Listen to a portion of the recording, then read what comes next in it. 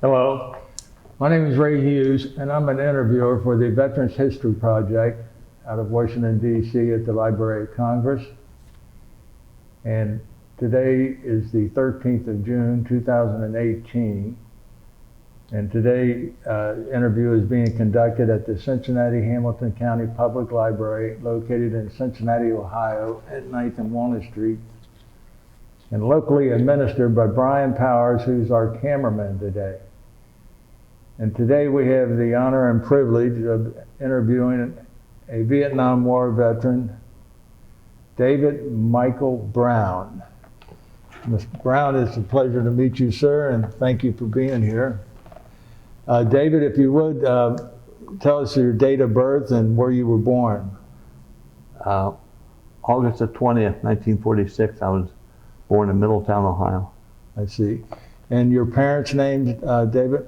My father's name was Robert, and my mother's name was Ruth Elizabeth, and they were both born in Middletown. I see. And your mother's maiden name was? Fuller, F-U-L-L-E-R. And did you have any brothers and sisters, David? I have a brother that was born in 1950, and he's still alive, and I have a sister that was born a year after I was, 1947, and she died of breast cancer in 1999. And what were their names, or are their names? My brother's name was Philip, and my sister's name was Linda. Linda, I see. And what schools did you go to as a boy, David? Well, I went to Middletown High School. What grade school did you go to? Taft Elementary School, 1951, 50-51. And I went to McKinley Junior High School. And then I went to Middletown High School. Then I went to Miami. I have 2 years at the branch campus and 1 year at the campus in Oxford. And then when I came back from Vietnam, I had worked at a steel mill while I was going to the branch campus. I went back to Armco for a year. Then I went, my wife, who graduated from Worcester, in Worcester, Ohio, college, she got her master's at Ohio State, and I went back to college at Ohio State. I wanted to be a doctor. And after 2 years, I decided I didn't want to be a doctor. I wanted to go into nurse of anesthesia. And they told me, I thought maybe I'd get some kind of credit for what I did in the service, and they wouldn't give me any credit. And they told me that I had to start all over again.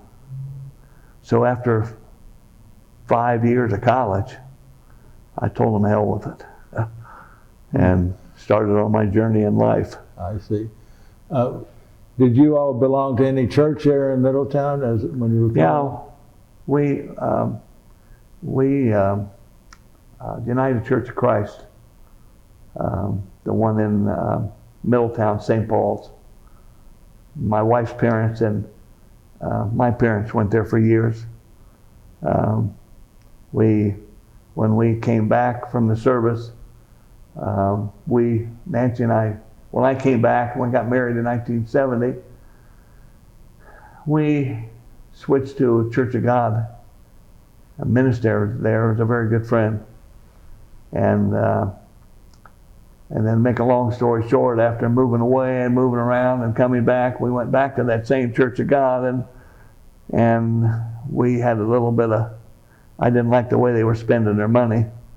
So we now go to a Methodist church. Been there for 5 or 6 years. I see. So, what were you doing immediately before joining the service in 1966? What were you doing then? When I turned 18 years old, Armco Steel was that was Middletown. Right. And I turned 18 years old, and my grandpa was a strip mill roller, which at the time was the highest hourly wage person in the steel industry in the country. What was his name? John Fuller. Mm-hmm. Back then it was family. No computers, no this, no employment agency, it was family. Grandpa said, go out and see the guy that ran unemployment and tell him you're my grandson. I went out there and they wouldn't let me see him. So the next night after supper, Grandpa came by and he said, you get your job? I said, no. He said, you'll be ready at 8 o'clock in the morning. I'll pick you up. We walked in the employment office, walked past the secretary that wouldn't let me get by her, walked into the guy that ran employment. He said, told the guy, said, hey, this is my grandson, give him a job. I was working in 4 hours. So it's family. Yes, yeah. And how long did you work there before you went into service? 2 years or? About a year and a half, because I was going to school carrying 14 hours and working 40 to 50 hours a week. And every semester, I would get a draft notice. You go down to the draft service and show them your hours of schooling, and you were deferred. I just finally got tired, and I didn't want them to draft me. So if they were guaranteed, if you signed up, you could be what you wanted to be. So I signed up to be a medic. And now you signed up on the 6th of... No, I signed a 120-day plan. So 120 days before September, I signed up with a buddy of mine. He went to the Navy. And then come the 6th of September, when we came down here to the Federal Building and went through all the International House of Pancakes and the farewell breakfast and off to Fort Knox. So that was the 6th of September, 1966. Mm-hmm. And your first station is Fort Knox. Yes, basic training. And how long was that basic training at Fort Knox? Now, did you sign up and enlist as letting them know you wanted to be a medic? Yes. Okay, and they told you you would be a medic? Yes. Okay. So what's a medic do in basic training at Fort Knox? Medic doesn't do anything. Everybody's got to go to basic training. Okay. The medic, there was no part of it. I forget how many weeks. It was 12 weeks. I think it was 3 months. 12 weeks, yeah. 3 months, and at the time they needed OCS officers. Well, I took a test and they wanted me to go into OCS, and I didn't want to go into OCS, so with a little bit of this and that, I got back to my medic. And why didn't you want to go into OCS? Well, they said they were killing tank commanders every 11 seconds in Vietnam. Why would I want to do that? I didn't want to do that anyway. Right. So they wanted you to go into the tank. Yes. Yes. Yeah, and but you wanted to be a medic. Yes. Yeah. So what happened? Well, I went to the Adjutant General's office, and they convinced my Sergeant First Class in a pretty direct way that this guy's going to go be a medic. Was he a little upset with you? Yes. Tore up my records and made life a little hell for me for a while, but I only had to deal with him for a couple of weeks, and I went on to Fort Sam Houston. I see. And where's Fort Sam Houston at? It's in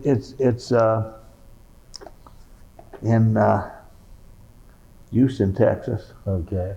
Where's Lackland Air Force Base? Oh, down in San Antonio. Yeah, San Antonio. Right. Yeah. That was 16 weeks.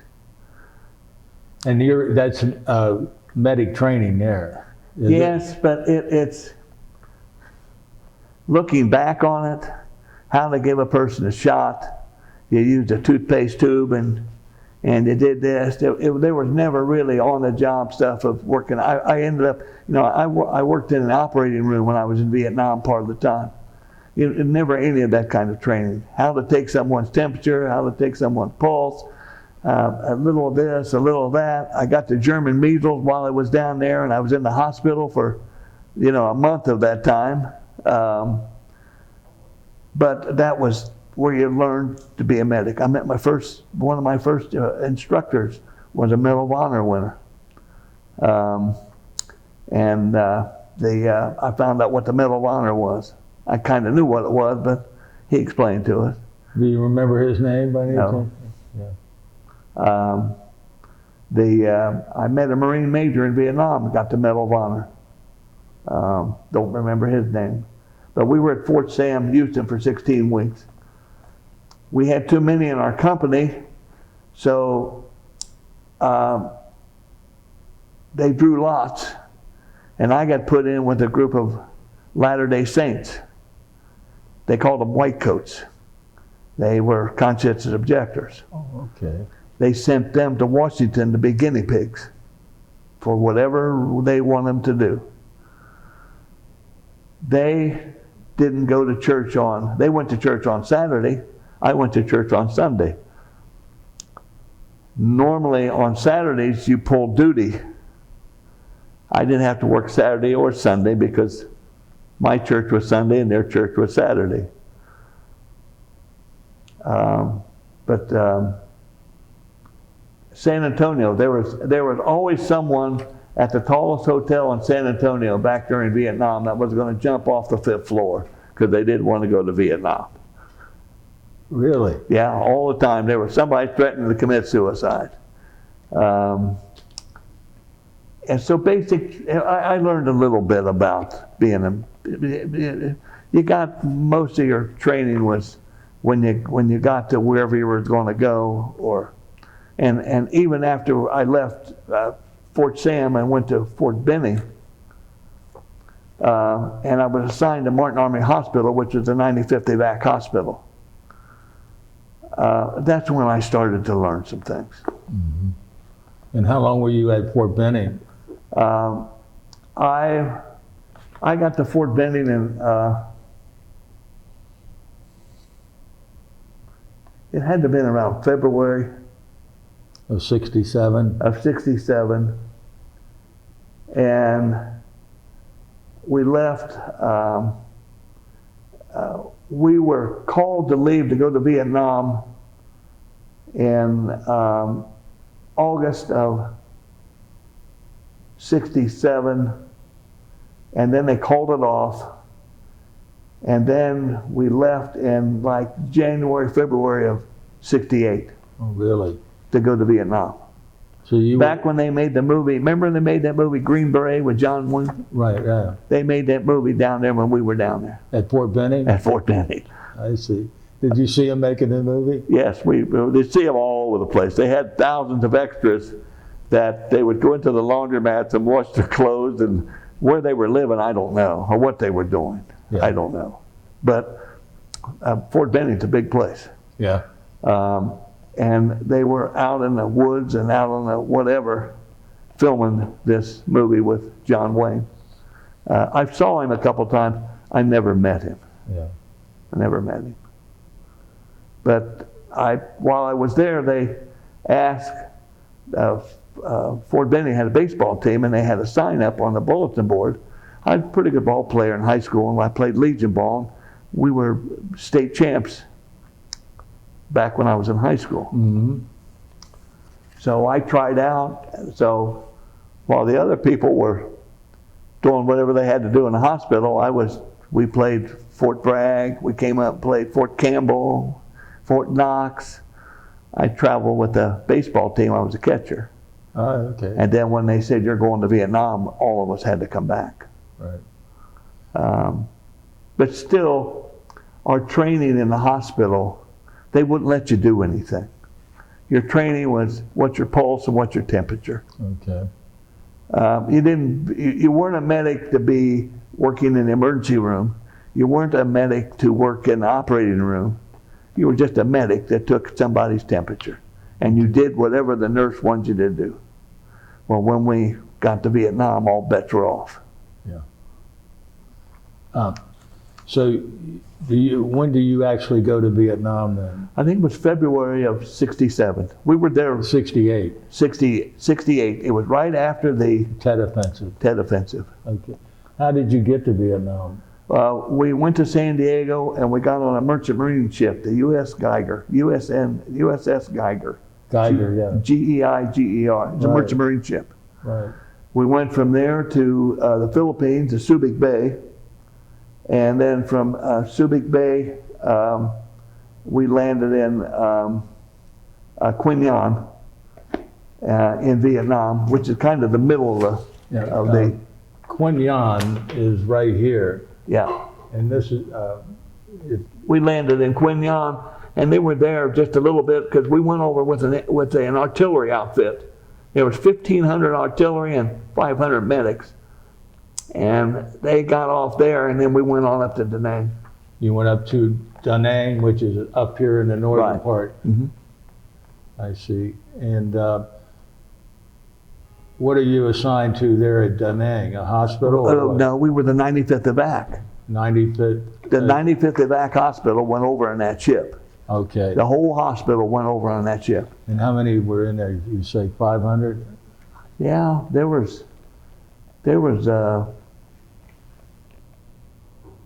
500, 600 people by the time you got nurses and doctors. The doctors and nurses didn't go with us, but our equipment, some went over on a container ship. Okay. Because we loaded those containers. Mm-hmm. I mean, we spent several months loading those containers, and then they picked them up and they put them on the ship. So tell us about your duties at Da Nang. Da Nang. And you're at the U.S. Navy hospital? No, we were an Army hospital. U.S. Army hospital? Yes. Now, there was a Navy hospital there in Da Nang, but we were the Army hospital. Okay, the 95th Evac. Yes. Tell us about... I started out, what happened was we had no hospital. They brought the CBs in to build 2x4 and stretch tents over the top of them. And it was like a GP large. I mean, this was a whole ward, I don't know, 30, 40, 50 feet long. They would build it and stretch a tent over the top of it. I started out in an orthopedic ward, and that got to be pretty boring, and they asked someone to volunteer for, see, they didn't know how fast we were going to get patients. And we got them faster than they thought. We got our patients faster than we got our equipment. And the equipment had to catch up. They asked for somebody to volunteer for to work in the emergency room. I went from the emergency room to intensive care, where some pretty badly wounded people would come after surgery. And if they got better, if they lasted like 2 or 3 days, they had to get well enough to travel. They would either get well enough to travel or die.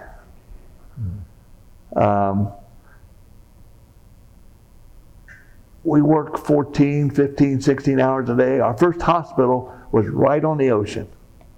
We weren't in Da Nang. Our first hospital was right on the ocean. And it was the hospital, then the beach, then the ocean. We weren't 300 yards from the ocean. After they built that hospital, they had Quonset huts they were building for us on another part of Da Nang. We eventually moved to those Quonset huts, which were air conditioned and which were pretty nice. I stayed working in intensive care, and I would work in the emergency room because when helicopters would come in and bring a patient in, and I worked in the operating room sometimes. Most of the time I was working in the emergency room. So, what we saw were not cut your fingers. And because of where we were, they didn't walk in off the street like they do here. Most of them either came in on a truck or a helicopter. Mm-hmm. Marines, bad guys and good guys, we got them all. In intensive care, the enemy also? Yeah, the North Vietnamese were over here and the Americans were over here. And you took care of them too. And we had some South Vietnamese. We had everybody. A lot of Marines. I mean, when they up north in the jungle, we had a lot of Marines that would come into our hospital. A lot of Marines. Some of them shot up pretty bad. I was telling you earlier that I used to write letters for them. And I don't know how many letters I wrote. One guy from Montana, he was about 25, 26, 27 years old. I even wrote a will for him, sent it home to his wife.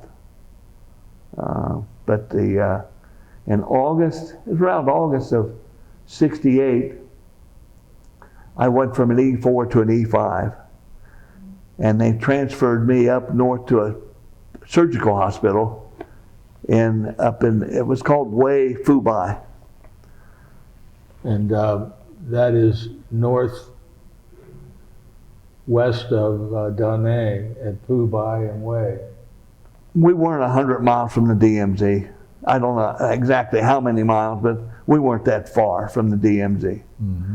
And I worked in we didn't have, a surgical hospital might have had 25 or 30 beds, because you came there and they did what you had to do and then they moved you on. If a helicopter could take you straight to an evac hospital, we didn't have the personnel. We didn't have the surgeons. We did have some surgeons. We didn't have the operating room. We had a small operating room. Well, we couldn't take care of a patient. We did the best we could and then moved them on. So I worked there, and then These are badly wounded men that are coming into you there? They were all. I mean, most of them had been shot. There weren't too many wounds where they pinched, they scratched your finger with a gunshot. Right. So some of us volunteered to go out with a helicopter when they needed a medic. We did that too. We had a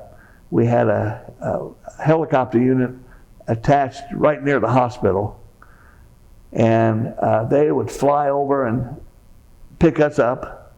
All we had was Band-Aids and bandages. And that was when they brought what's the ship that, the helicopter that had the minigun mounted on the front of it? I forget the name. They just brought these helicopters out into Vietnam. But we would fly out. We were up here and they were down here. And we would fly around, two down, and we were up here. And then we would get to where we were going, and we would stay here, and then they would go down. And we'd stay there, and then they'd come up, then we'd go down. So we just didn't charge in and grab somebody. So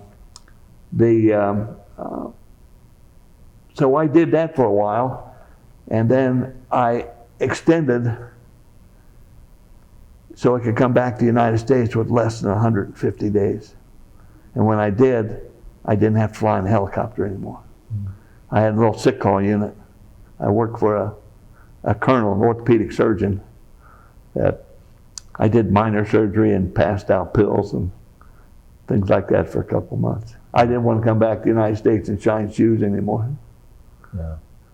But how many evacuations did you do on a helicopter, would you say? Maybe 50, 60, 70. Wow. And you were under fire there too. If we were, I never knew that anybody was shooting at my nose. You would, over the noise of the helicopter blades, you didn't hear very much. And in one of those old helicopters, I mean, it was like flying in a washing machine, that it was just shaking all the time. You didn't hear anything. How many passengers could you carry back to the hospital? I don't think we ever took any more than 2 or 3. I mean, I never flew into a mass evacuation situation. We had them come to our hospital. We've had that happen a couple times. And that was not my decision to decide who was worked on and who was not worked on. Okay. We just did whatever they told us to do. You were too busy to even think about something like that. Uh-huh. And how long were you up there at Fubon in that area? Well, from August until April of '69. Wow, And that's when I got out of service. I see. Now, what is this? You mentioned you extended for 120 days. Why would you extend? Well, if you came back to the United States with less than 150 days, you got an early out. Uh-huh. You got out of service early. Yeah. So they needed people in Vietnam. So if you stayed longer, your reward was you got out of service 5 months early. I see. So you extended actually in Yes. Vietnam more than your Normal, more than 12 months. I was there just shy of 15 months. I see. Wow. Did you have you stayed in contact with anybody that you were with over there? There's a young man by the name of, he was younger than me, a year younger. He's a hog farmer in Paris, Kentucky. Pretty big hog farm. And there's another gentleman from Thibodaux, Louisiana. We write occasionally.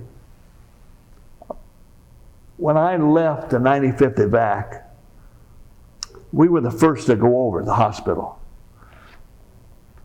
In about '73 is when they evacuated the hospital. That's when they were leaving Vietnam. They just walked out of the hospital and left everything. It became my understanding was it became like a supply depot and a barracks for North Vietnamese. Then eventually they tore it down and it was a highway.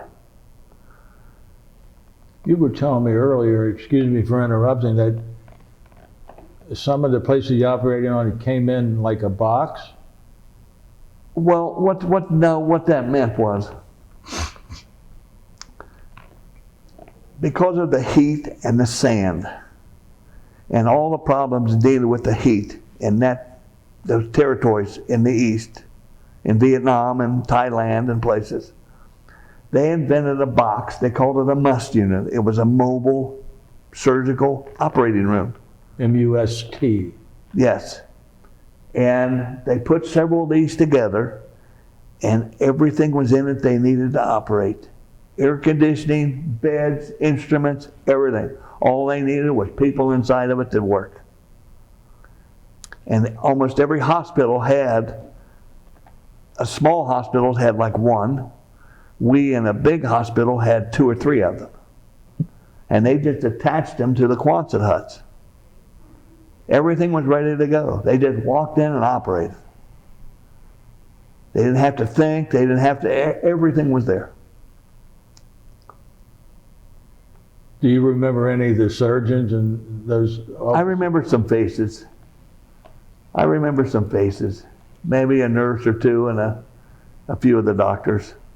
But I was the first to go over, and that hospital stayed there until '73. I left the 95th in '68. So that's 5 years of personnel coming and going. Now they have if you look up 95th Evac on the internet, now they're having reunions, and I've never been to one. No? No. I mean, when I was in Vietnam, I would write my wife letters, who at the time was going to the College of Worcester. Were you married? No. No, okay, yeah. You would write her letters and... I would write her a letter. Well, my letters were coming from this PO thing in San Francisco and whatever. Right. Well, at that time, they were having all this trouble in the United States. A guy that ended up being a pretty good friend of mine in AIT down at San Antonio. It's Advanced Infantry Training? Right, and they call them all AIT. This is AIT for a corpsman. He was part of the riots. Remember the riots they used to have in Watts in Los Angeles? Yeah. he came from there. I mean, it was a melting pot of everything. But when I backed up, when I would write my wife letters, a guy in Vietnam was the most popular thing in the whole wide world, especially the college students. Right. So rather than embarrass my wife, I would write the letters to my mom. And my mom would put them in another letter and send them to my wife. When I came home from Vietnam and signed up to go to Ohio State, the first day of going to the administration building on the Oval at Ohio State, there were several people dressed in camouflage. And have you ever been to Ohio State? No. Well, the big oval here, and it's like that. Here's the oval, and over here's the administration building, and the library's down here, and there's a great big open field. There were 4 or 5 guys standing there, and there was a U.S. flag, and I asked them, what are you doing? Well, there was a crowd of about 3,000 or 4,000 people on the other side of the oval that was going to come across that oval and tear that flag down. And these 4 guys were going to defend that flag. And, not being unpatriotic, I said, you guys are idiots. Give them the flag if they want the flag. Go get another and we'll put another one up. Well, they come coming across that field while we were standing there, and out of nowhere, Woody Hayes, out of nowhere, Woody Hayes walks out in front of this crowd and holds his hand up. And they stop. And he talked to them for a while, and then they all dispersed. I don't know what he said to them. But during ROTC days, they would throw eggs at people. When I came home through Fort Lewis, Washington, after all I had was my uniform, we went to the airport in Seattle. They threw eggs at us. When after I got married, the first time in church, when people, it was Memorial Day, or the service day, to stand up or whatever, I didn't stand up. I mean, it was, we went to fight a war. We didn't know what a war was. We just went to do something somebody told us to do. So you didn't know whether you were proud of something or whether you were what, or it was kind of confusing at the time. Mm-hmm. It's different than today. Right. I mean, what we went through, and then people throw eggs at us.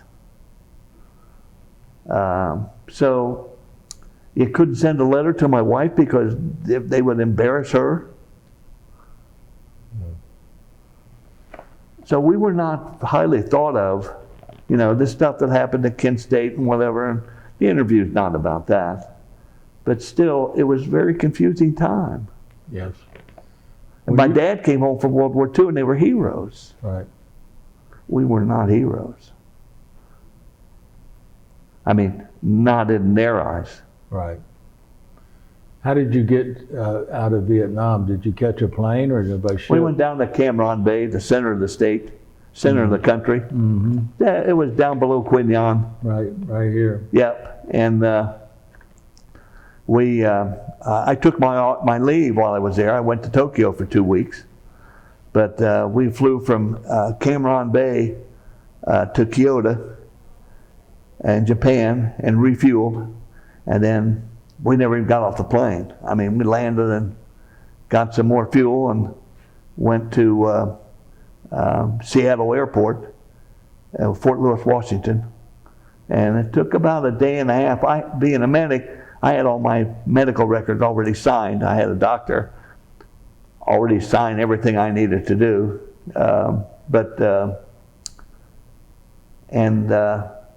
Gave them all of our fatigues, and they outfitted us with our Army clothes, and I don't even have them anymore. Mm-hmm. I have a hat. The only thing I have left is my hat. Were you discharged at Fort Lewis? Yes. I see. How did you get home? Plane. On a plane? You landed from Seattle. Did you land in Cincinnati or? Yeah, I think I might have gone through St. Louis and into Cincinnati. Yeah, yeah. So you're home, and when is that, when you get home? What, I got home in April of 1969, 1969? and I went back to work in the steel mill. While you were in Vietnam, were you aware that Martin Luther King Jr. had been assassinated? Or Robert Kennedy was assassinated? Did you know about that while you were in Vietnam? We only got one TV station, and that was USO. I would have found out about it. Yes, we got some news. I mean, we weren't shut off from the rest of the world. Did you have any problems with black Americans, troops, while you were in Vietnam because of the riots going on in the United States? No, they kind of did their things and we did ours. There weren't that many black medics. Mm-hmm. There weren't that many black. I knew of one or two. Most of them were in the Marines. I never knew of any problems per se. You're pretty close to the demarcation line there when you were up at Hue and Phu Bai. Did you ever have any problem with North Vietnamese attacking your units or getting near you? Well, they were south, but while I was there, the Army and the Navy traded corpsmen. And I worked on the hospital ship. Which one? USS Sanctuary. They had two, Sanctuary and the Repose. They were docked in Da Nang. One would go out for 3 days, and they would go north of the DMZ. They would go up and down the coast. They just travel up and down the coast, and they had a helipad on the back of them, and people that couldn't get to a hospital would bring their wounded by helicopter out to the hospital ship. And we always had a submarine or a destroyer or a cruiser, or like I told you, I saw a battleship New Jersey. That's a big, that would shadow us. Oh, it would, and that's a big ship. Yes, we always had somebody there to protect us. And you say a submarine surfaced around here at one time? Mm-hmm. I saw one morning when I woke up, submarine, and when they come up, I mean, it was like a dart coming out of the water, but it wasn't like the John Wayne movie. This one just came straight up. But still, so I spent a month and a half, almost 2 months out of Now you're working in an operating room while you're on board the ship, or what? I worked in intensive care. I was doing the same thing I was doing when I was down with the 95th Evac. I mean, they brought some pretty badly wounded people out to the hospital ship. Yeah. Was that an experiment? You working for the Navy? Yes, I don't know whose idea it was, but it was nice. I ate better food and caught a head cold, and you're out in the ocean, but it was an experience. Yeah. So you actually, while you're on board the USS Sanctuary, did you go up up and off? We're up north of the DMZ. Yeah. That must have been a pretty... We didn't know what was going on.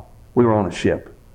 You're on a ship that you're working 14, 15 hours a day, and you're inside of you're in a room, and when you got done, you could walk up and see daylight, or if it'd be dark, so you had no idea what was going on. Did you have the battleship escorting you while you're doing that, or? Sometimes. Yeah. You always had something. You might not see them, but from my understanding is when you were up on the top of one of those ships, the curvature of the earth, you could see about 18 miles, anywhere from 10, according to how big the ship was. Right. But we always had somebody there with us. There was always something, whether it was a jet, there was always something with that ship. They weren't going to hurt that ship. Hmm. So you're discharged now, and you come home. And are you engaged to your wife at this time? No. You're just friends and, Well, we've known each other since before I went in the service. So when I came home, we had plans of getting married, but I didn't get married until September of 1970. So I went back to work in the steel mill. I see. And she graduated, and then I had plans of going back to school, because at the time I wanted to be a doctor. So I started back in college in September of 1970. At Ohio State? And she got her master's. She was working on her degree there. Uh-huh. And what happened to becoming a doctor? I just decided I didn't want to do that. I wanted to go into nurse.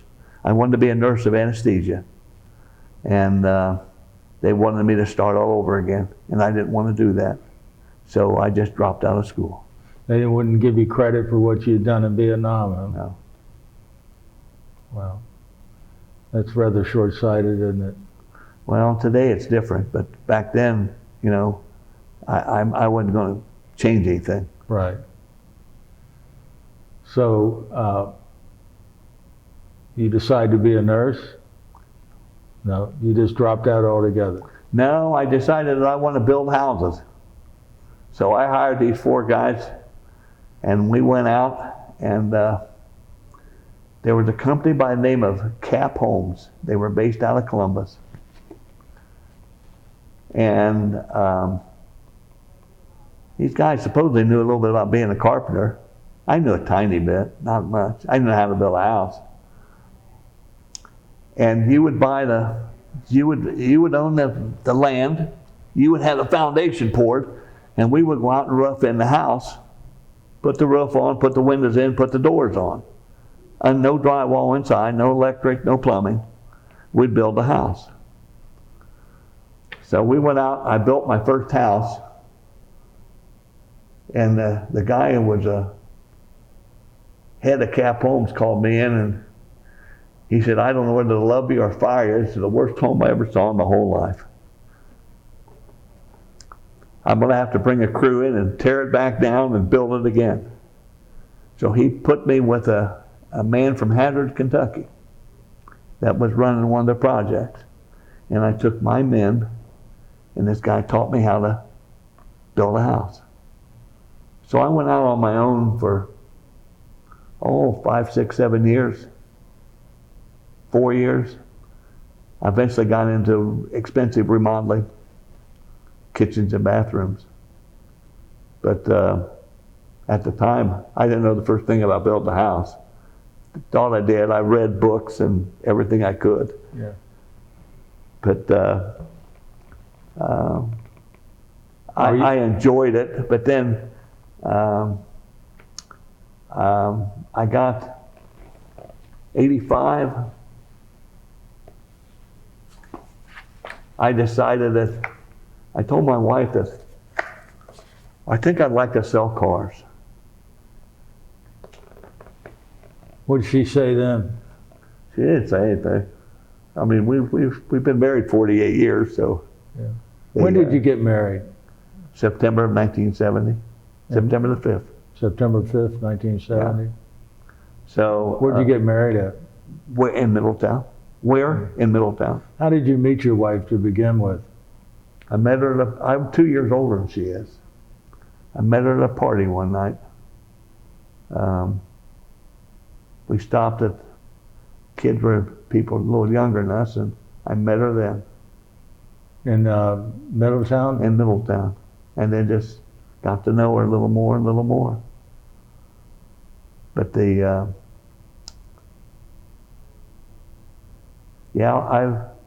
I've known Nancy since, oh my. I didn't know her in high school. I didn't know her until about a year after high school. I met her in probably about 65. Okay. And you got married in 1970? Yes. I see. So you decided to give up building homes and you wanted to sell cars? Yeah, so I went to the first place. I went to a Chevrolet dealership. And I talked to the guy, the general manager. He said, "You know anything about selling cars, you need to go back and building houses." I went to a Volvo dealer. This was all in Columbus. Went to a Volvo dealer and he said, "You don't know anything about building a house, selling cars." I went to a BMW dealership. They sold BMWs and Mazdas. I said, "If you teach me how, I can do this job as good as anybody you got." He gave me a job. And within 3 to 4 years, out of 3,500 agents in the country, BMW salespeople, I was in the top 5 every year. And there was 2 or 3 years I was number 1. And then I got into management, stayed in that till finally I got out of it. When did you get out of it, roughly? I stopped selling cars in about completely 2003, 2004. I tried to walk away from it. I would make a phone call and buy cars for people, set everything up so they could just go pick up the car. Right. And then I had about 15 or 20 people that I would do that with, and I'd make a little money on the side. And then some of those people decided they didn't want to use me anymore. They wanted to go around me, and then the sales manager that I knew from BMW would call me up and tell me what was going on. And then I finally decided, just heck with it. Right. BMW have been very good to me over the years. When did you actually retire? I never really, I don't know what retirement is. Right. When I stopped at about 2005. Okay. It's been 10, 11, 12 years. Right. 2006, 2007, something like that. And what do you do with your time now? Well, I used to do little odd jobs. I work around the house, more odd jobs, help people. I would cook at church. I was a volunteer at church. I cut the grass at church. I was always busy. You help your Uncle John? I have. Yeah. I have done things to help him. Good. Well, you're always with him, I know, when you come to our meetings. Sometimes we don't see eye to eye, but then again, I know how to deal with him. Yeah. He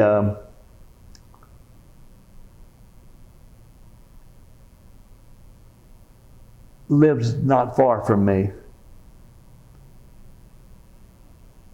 and we get along pretty good. Yeah. I'm not as close to him as I was at some time, but I'm busy doing things. Do you have any grandchildren, David? I have 5.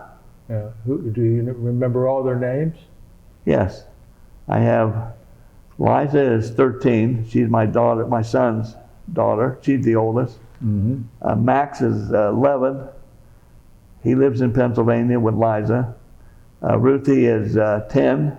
She's in Pennsylvania. My daughter lives in Loveland, and my grandson Seth is 8, and my granddaughter Sydney just turned 3. Good. Well, that's good. I'm glad you're. Yeah.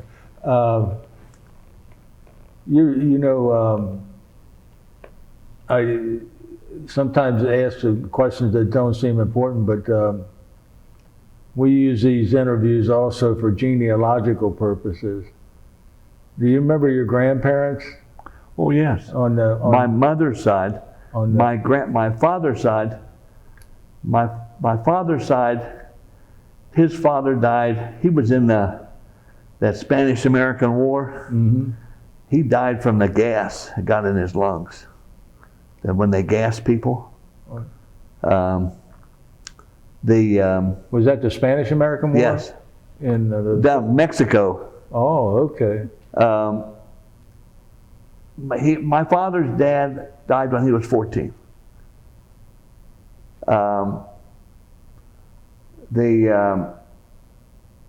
is that what they called that, the Spanish-American War, when that war down in Texas?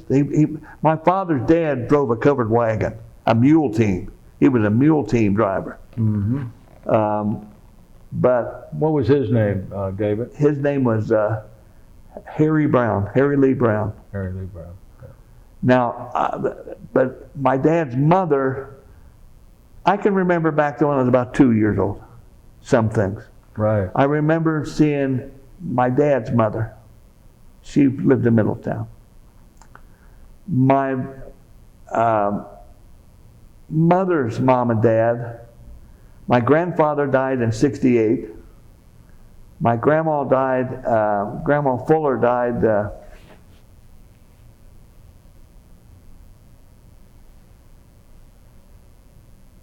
about 10, 12 years later. Mm-hmm. When my grandfather died, my dad sent me a letter in Vietnam, and I didn't get the letter. They called me, this was just before I left Da Nang. They called me down to the orderly room. My father called to Vietnam. And how or whatever, he got through to the orderly room. And he told me that my grandfather died, and that, did you get my letter? I did. Mm-hmm. The Red Cross girl had my dad's letter laying on her desk for 3 or 4 weeks. Wow. My grandfather was he had just retired, moved to Florida, 65, 66, 67, 68 years old. He died of a heart attack. Yeah.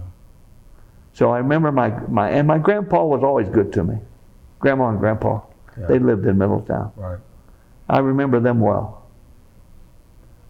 While you were in Vietnam, did you see any shows like Bob Hope? We always hear he was traveling over there. Well, what happened was, we had being a bigger hospital, the quarters for the officers, nurses and doctors, they had their own little room. So they had like their own, our barracks were just beds. They had individual rooms, and we had extra rooms. The CBs built all this. So one night, I went to work anywhere from about 6 to 7 at night. I got off at 6, 7, 8 o'clock in the morning. And one night, remember the guy, Sebastian Cabot, Mr. French? Yeah. Big, heavy-set guy. They would come in, and our ward was not like a regular ward. We had a door and then a door. So you didn't bring germs in. And then we had half of it was recovery room. We didn't wear masks where we were, and the people that came in didn't put one on either. He knocked on the door. He just got up late one night. I met Martha Ray. I met Woody Hayes. In Vietnam? Yeah. Wow. I met Billy Graham. I met Billy Graham up in Phu Bai.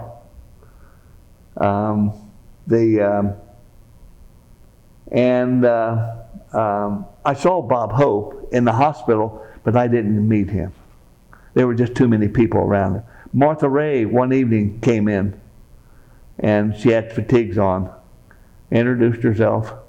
They talked for a while, then they went another place. But they would always, all the people that would come to the big hospitals. Mm-hmm. They'd always come to the hospital.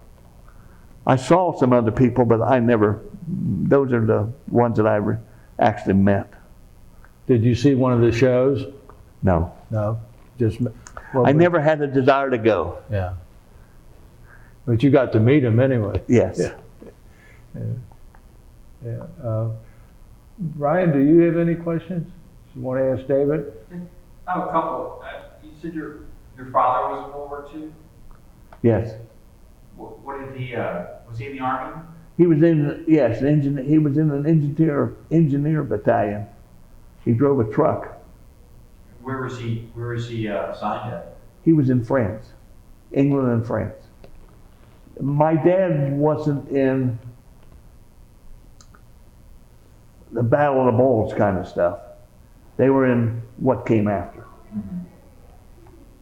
Did he stay there after the war was over in Europe? Was his time extended? Was there post-war at all in Europe? No, my dad came home. He hurt his knees in England, and he was operated on here in the VA hospital in Dayton. Oh, okay. Have you ever been to that VA hospital? No, in I Dayton? haven't. There's a lot of history up there. Yeah. I mean, there's lots of history just on the walls and the old buildings. I didn't start going up there until this thing with this Agent Orange. My income was too high, but Obama said that due to Agent Orange, everyone that was in Vietnam or in that became eligible for military health. It's not insurance, it's a service. We still have our regular medical insurance. And my wife still works at the mental hospital here in Cincinnati. So I still have that also. But my medicine, they give me 2-3 pair of glasses a year.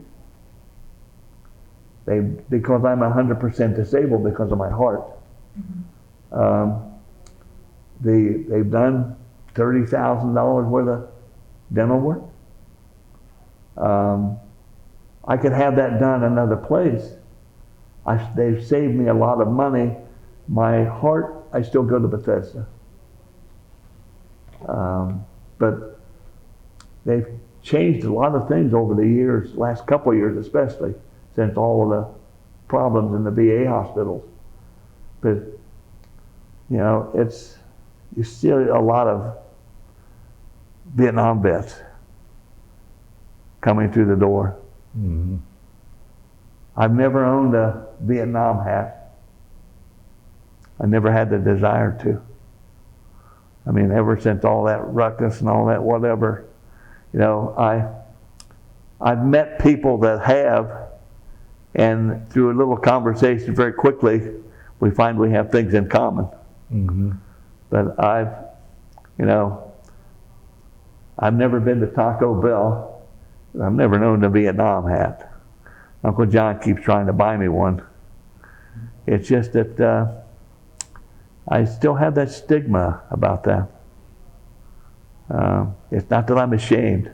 No. It's just that I just don't advertise. Well, you have a lot to be proud of, I understand that. you know, the service you've done. Well, I was just wondering with your father having been in the military, and then we've mentioned your uncle, who we've actually interviewed for the Veterans History Project. But do you feel like you have your family's kind of like is like kind of a military family? Was that one of the reasons you wanted to go into service? Because No. of that history, or no? The reason I joined the service was because I didn't want to get stuck out in the field and be an infantry person. I enlisted. I mean, it was an obligation at the time. Right. I never had any desire to try to stay out of the Army. And at the time, it was either continue working and try to go to school all these extra hours, or join the service. And when I did some reading about this 120-day delay program, and if you joined, you got to be what you wanted to be.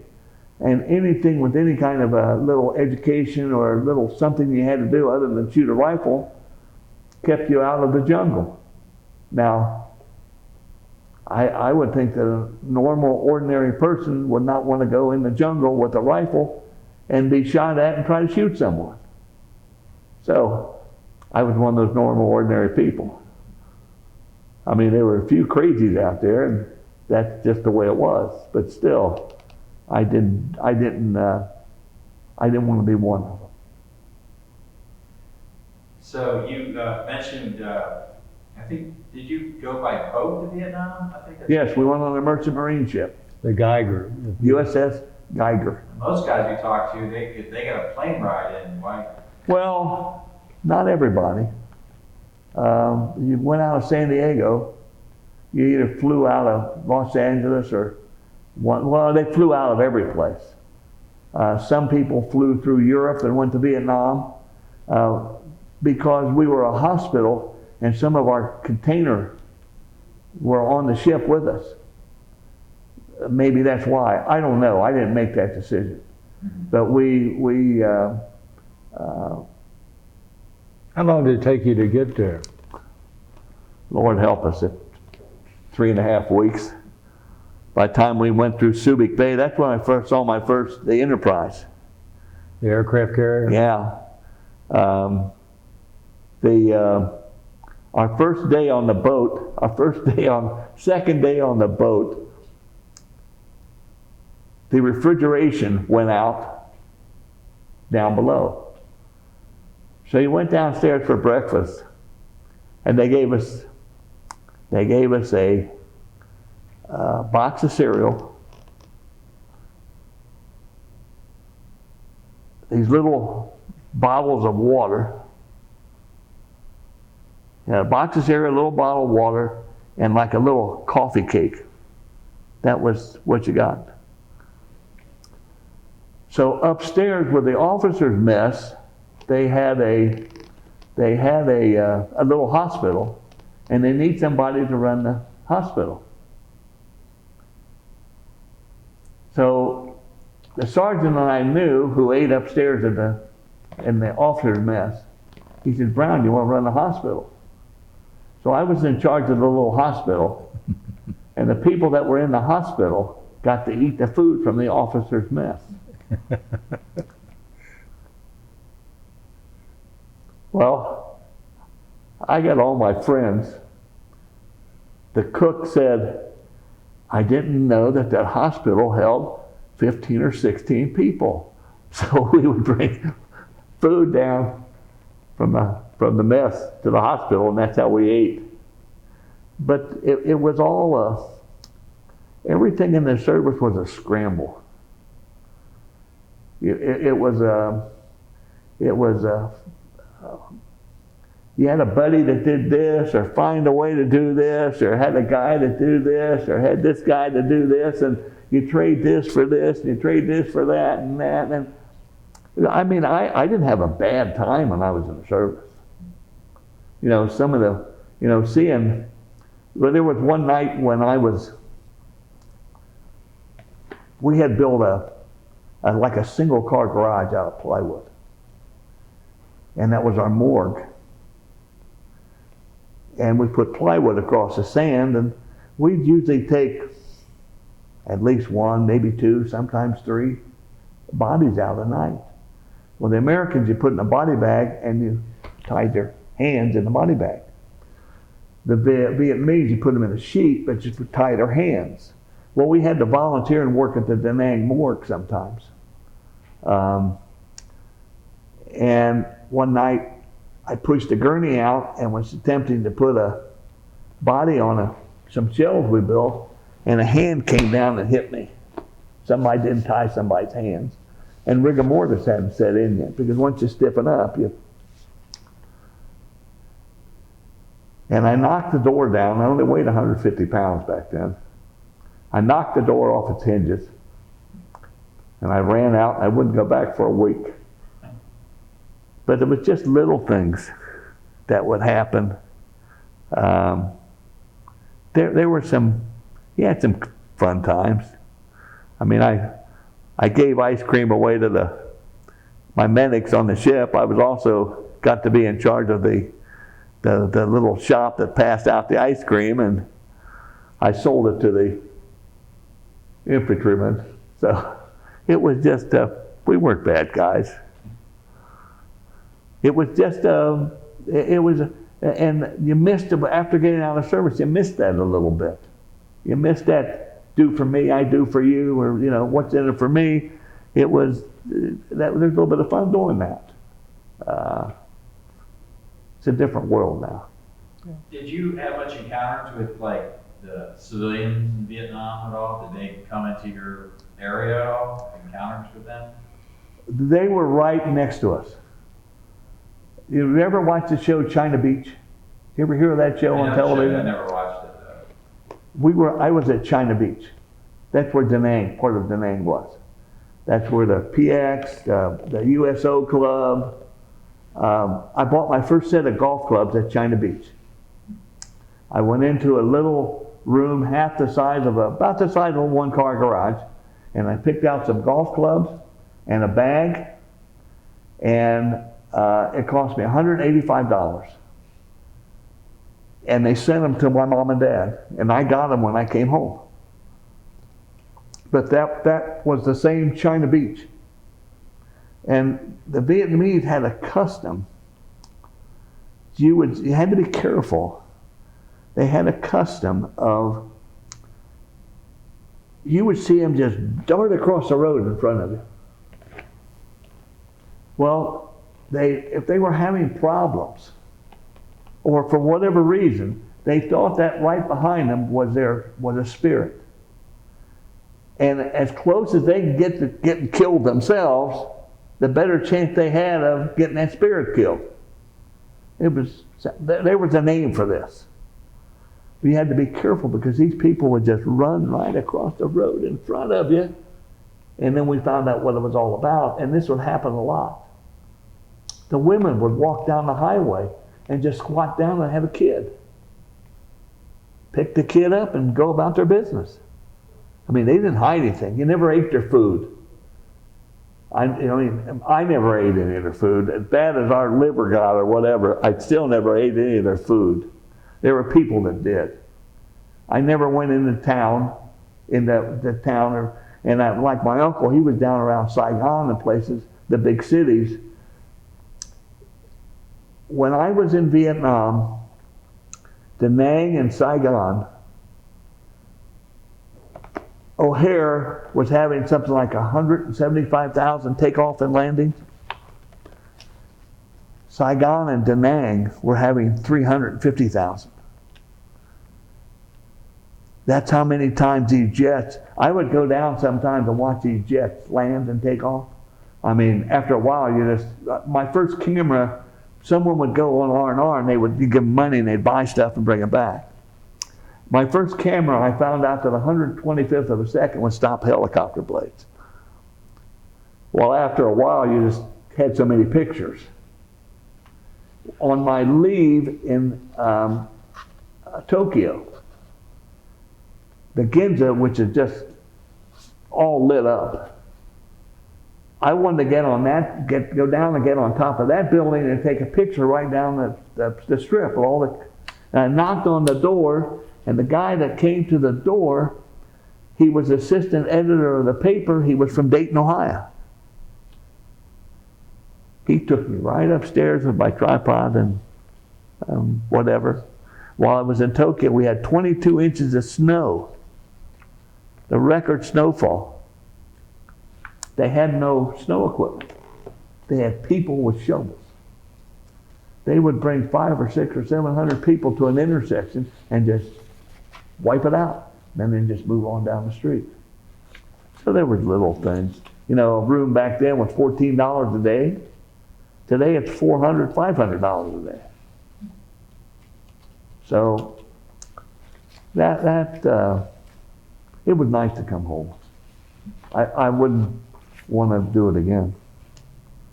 You mentioned when you were a medic that sometimes you would go out on the helicopters, I guess, to retrieve wounded. Yes. Had you had any training to jump out of those helicopters before doing that? Like when you were being trained at all, or that was sort of on-the-job training? I didn't have any training for that. So, what do you remember the first time? Any memories of your first time jumping out of a helicopter? I didn't jump out. Okay. It landed and I got out. Okay. All I remember, the thing that I remember was I was scared to death.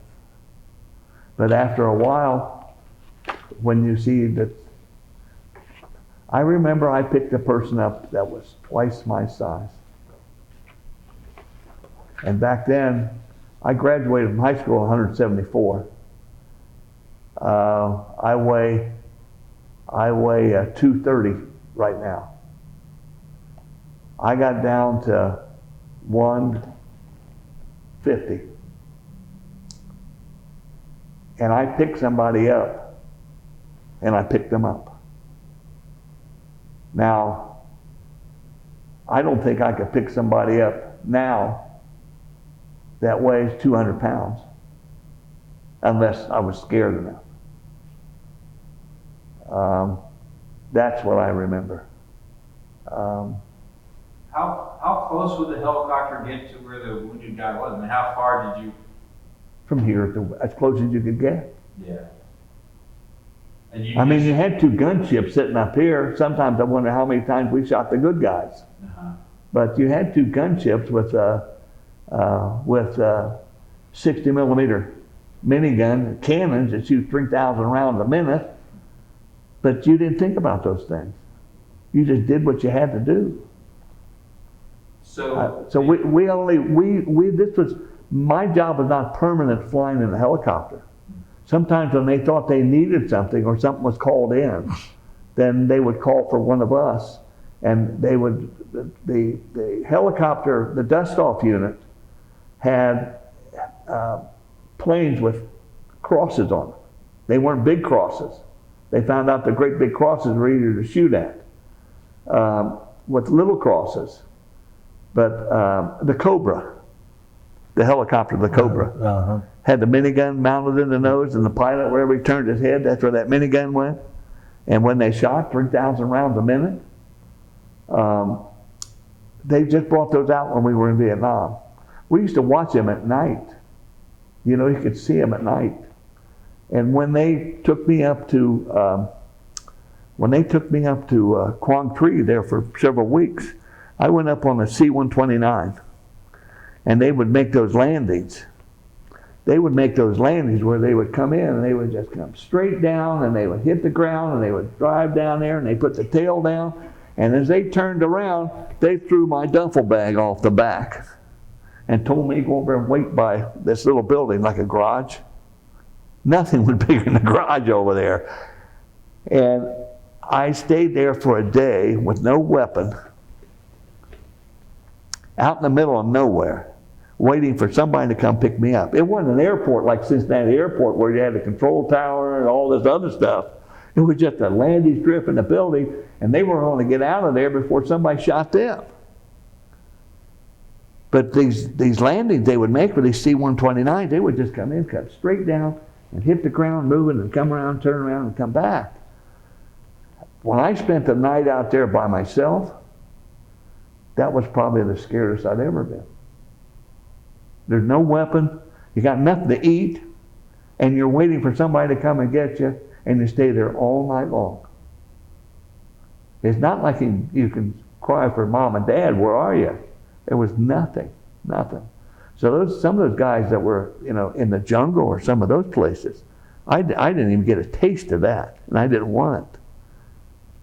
But that was probably the scariest. And then flying in a helicopter. I mean, you'd get so scared you could wet your pants. I mean, you just didn't know. But then when they got to where they were and getting back, but all I had was Band-Aids and battle dressings. That's all you could apply to somebody. I mean, what we saw and brought back were, legs blown off, arms blown off. People just don't realize that, I don't have any nightmares, but a buddy of mine I have a buddy that was one of those guys that crawled in the tunnels looking for Vietnamese. Tunnel rat? Yeah. He couldn't fit in the tunnel if he had to. But another guy that was a sniper. Those are, like I told Ray, as far as, when my uncle went in, he went in the tail end of World War II. He didn't do much in World War II. He did more as it came on. We don't know much about what he did in Korea. If you ask him, he'll tell you. He still thinks some of the information he has in his head is top secret. But as it got in towards Vietnam, and his intelligence in Europe was probably more secret than anything that he did. So I don't know of any more to tell you. Well, I think you I should. just had one more question. Yes. I remember one guy that we interviewed, and I can't remember his name, but he got shot, and they brought him all the way to Japan within, what, like a couple hours. I was wondering, did that happen? Did they transport a lot of wounded to Japan? Were there circumstances they would send a guy? We had a kid from New York that he worked in the hospital, and they came, and we knew his mom was sick. They came on the ward and just yanked him off the ward, and we didn't see him. About 3 or 4 weeks later, he came back. He didn't have to come back. They took him and put him on a jet, fighter jet, in Da Nang. And they refueled someplace, because they didn't stop till they got to New York. And he got to see his mom for about a day. Wow. Then he came back. If he hadn't come back, we wouldn't have known what happened. So I'm sure there was. But the chain of command was if you had a leg blown off or you're badly wounded, they had to stabilize this stuff. They had to stop all that. So just throwing them on a plane wasn't going to help. That's why the hospitals were there. And the bigger hospitals did more things, and little hospitals did little things to help them get to the big hospitals, and the ultimate was to get them to Japan. That's where they had everything. So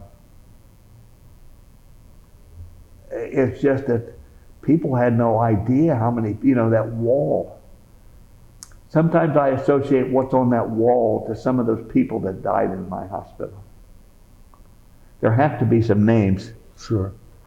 that were up there. Yeah. And I wouldn't know one name. I wouldn't know one name of who they were. All we did was take them out, and then they went off to the morgue, and then they went to Graves and Registration, where they embalmed them, got them ready to come home, put them in the casket.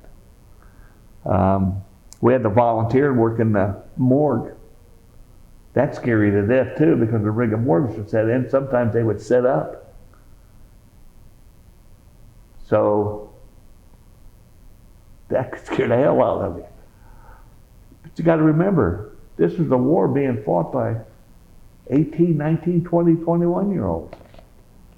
This was not mature. They say the Vietnam that probably had the most educated soldier, but World War II had a lot of older soldiers too. We didn't have a lot of young. Well, most of the people around us were all young. Mm-hmm.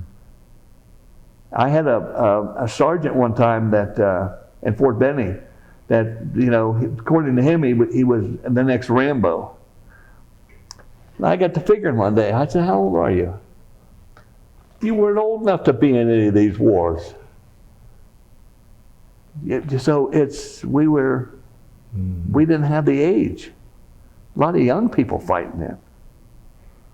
But then again, the intimidation of,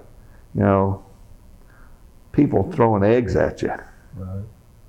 And some of the things we had to put up with, I never did care for that. So that kind of turned me sour of, I go in the VA hospital and or see people on their motorcycles with their vests and their jackets and their helmets and their hats and all their Vietnam patches and whatever.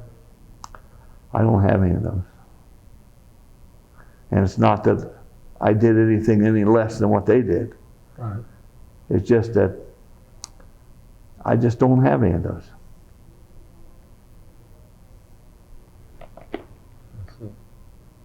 I just had one last question. I was curious if she had worked in one of these kind of hospitals, like they had some of that mobile capability of this. Yeah. And you see that with like Iraq.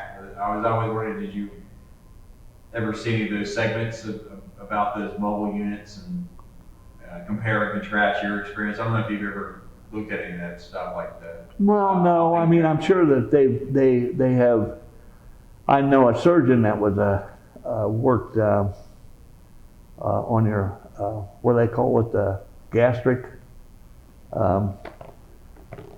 that was over in the Middle East. And I'm sure that what they have over there now is miles ahead, but a lot of the procedures that they've learned, in our hospitals has been because of what they have learned during the war. And you got a guy doing 10 of those operations, 5 a day, 3 or 4 a day.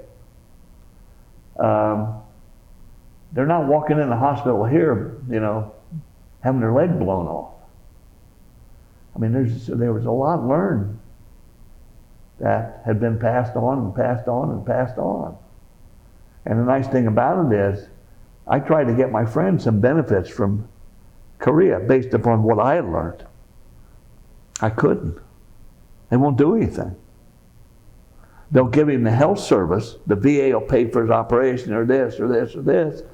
But here's a man that's 84 years old, he's had bypass surgery, had a pacemaker just like I do. He has frostbite from Korea, his fingers and his feet. He was in demolitions. Had his face peeled back about 15 times, and they scraped the cancer out from under his skin. Mm-hmm. And he doesn't get one dime of disability. I have a little bit of a heart problem, and they throw a pile of money at me. I don't know whether they're trying to play catch up or trying to right some of the wrong that they did or whatever. Yeah. But the people that I know that were in the Korean War, their benefits stink. Now some of these kids coming back from the Middle East, they can't do enough for them, which is great. Right.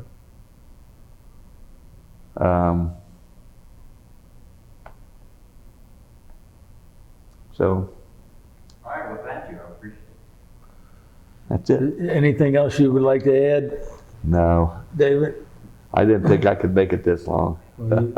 You're the first person that ever asked me some of this stuff. Well, at this point, I want to thank you for the interview, and thank you especially for your service to our country. Well, thank you too. Thank you.